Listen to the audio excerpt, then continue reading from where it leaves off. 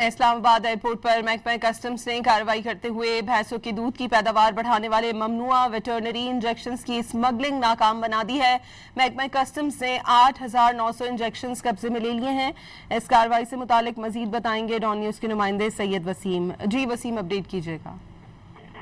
جی بالکل، یہ دبئی سے اسلام آباد آنے والی پرواز EK612 کی کلیئرنس کے دوران مسافر کے بیگ سے ممنوعہ انجیکشن برآمد ہوئے ہیں۔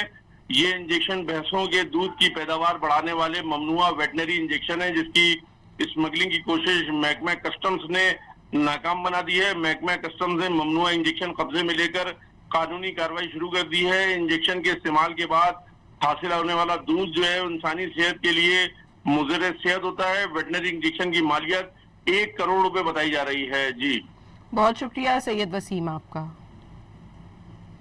اسلام آباد ایئرپورٹ پر محکمہ کسٹمز نے کارروائی کرتے ہوئے بھینسوں کی دودھ کی پیداوار بڑھانے والے ممنوعہ ویٹرنری انجیکشنز کی اسمگلنگ ناکام بنا دی ہے۔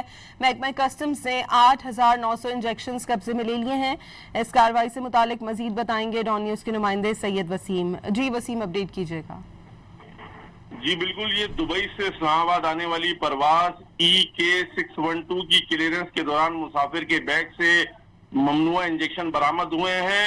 یہ انجیکشن بھینسوں کے دودھ کی پیداوار بڑھانے والے ممنوعہ ویٹنری انجیکشن ہے، جس کی اسمگلنگ کی کوشش محکمہ کسٹمز نے ناکام بنا دی ہے۔ محکمہ کسٹمز نے ممنوعہ انجیکشن قبضے میں لے کر قانونی کارروائی شروع کر دی ہے۔ انجیکشن کے استعمال کے بعد حاصل ہونے والا دودھ جو ہے انسانی صحت کے لیے مضر صحت ہوتا ہے۔ ویٹنری انجیکشن کی مالیت 1 کروڑ روپے بتائی جا رہی ہے۔ جی بہت شکریہ سید وسیم آپ کا۔